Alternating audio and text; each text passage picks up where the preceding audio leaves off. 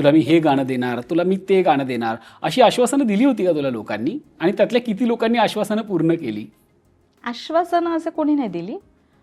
ते फर्स्ट एपिसोडला फक्त सलील सर म्हणाले होते की पहिलं प्लेबॅक तू माझ्यासाठी गाणार, तर ते त्याप्रमाणे त्यांनी सलील करून सरांनी शब्द घेतलं. पूर्ण केला.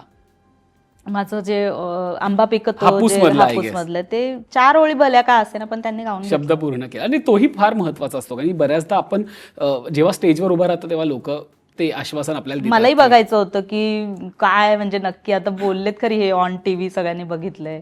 ते तुझं पहिलं रेकॉर्डिंग होतं? पहिले प्लेबॅक. हो, त्याच्या आधी मी गात होते म्हणजे जे Recording. आपलं ते असं अल्बम्स असतील, मोहटा देवीची गाणी मी गायले होते 10वीत असताना, तसं थोडंसं होतं. पण हे जे नंतरचं जे असतं ना, ते फार वेगळं असतं. खूप फरक आहे टेक्निकल त्याच्यामध्ये. गोष्टी आणि ह्या सगळ्या. खूप फरक आहे. आणि मग हापूसमधून पहिल्यांदा तुझा आवाज सिनेमात लागला.